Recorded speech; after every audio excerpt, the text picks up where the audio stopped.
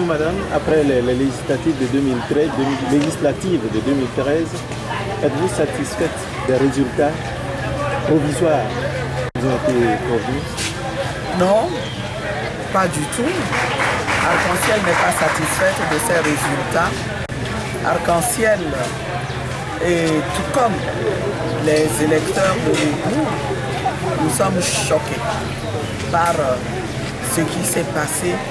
Nous sommes choqués, d'autant plus que nous savons que l'immense majorité des électeurs de l'Égout n'en comptent plus et aspirent à mettre fin au règne RPT uni.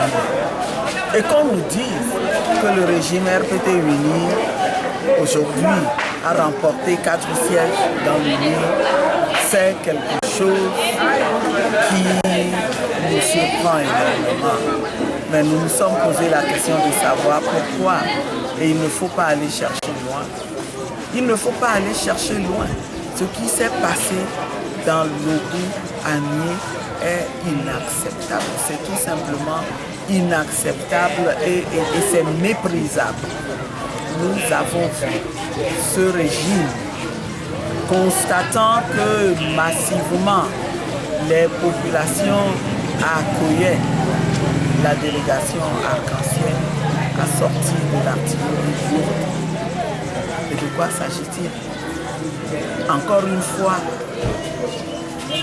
des denrées alimentaires, des pailles, de l'argent.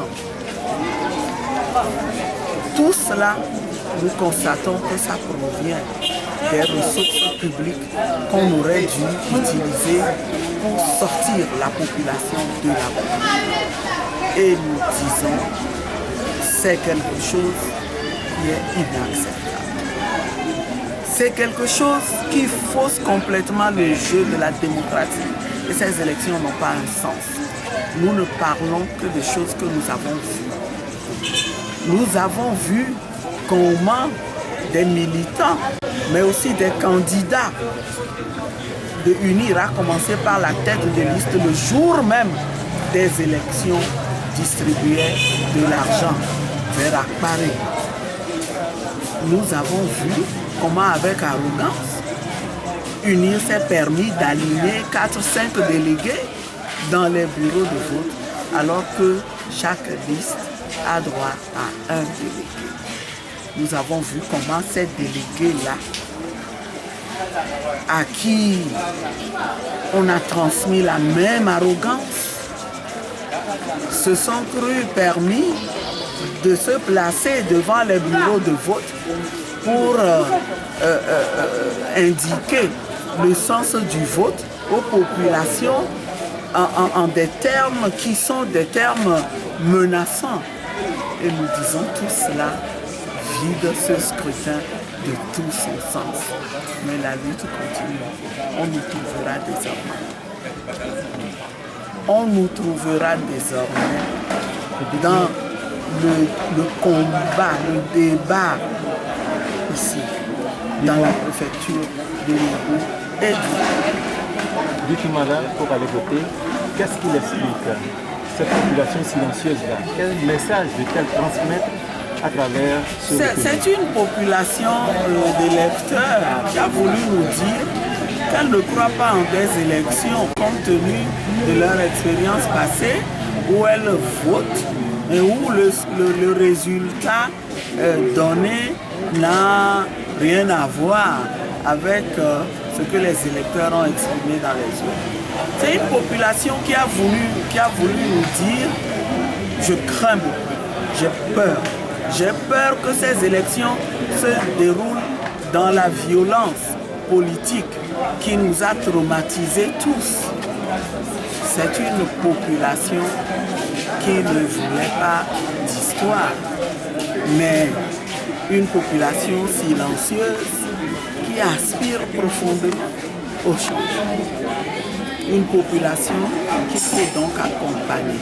Il faut une thérapie pour détraumatiser les populations de l'Égout en particulier. Nous avons commencé à dénoncer. Nous sommes en train d'étudier Les résultats, on vous l'a dit tantôt.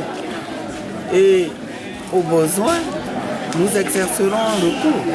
Mais la dénonciation politique qu'elle a commencé, nous ne nous tairons pas. Et qu'on ne compte pas sur nous, surtout pour nous taire. Le rôle de l'argent public dans les élections, c'est une question dont nous devons discuter avant les prochaines échéances électorales. Et nous n'avons pas du tout l'intention de laisser continuer ce régime qui construit la misère de la population. Je dis bien construit, exprès la misère de la population pour s'en servir comme stratégie pour se maintenir au pouvoir. Nous entendons faire en sorte que sa stratégie ne marche plus. Mais nous avons dit que nous sommes en train d'étudier les résultats par rapport au PV que nous avons. Mais c'est une réaction à chaud que nous avons à partir d'un certain nombre de constats que nous avons faits sur le terrain. Nous avons donné tout à l'heure des noms précis de militants d'UNIR qui ont mené des actions, qui ont menacé. La tête de liste a même menacé un de nos militants qui ne s'est pas laissé faire heureusement et qui lui a dit « je sais ce que j'ai à faire, moi aussi j'ai une mission que je dois accomplir ». Et tout ça est signe d'espoir. En tout cas qu'on ne croit pas qu'on pourra indéfiniment continuer à maintenir ce peuple-là dans l'oppression. Merci à vous.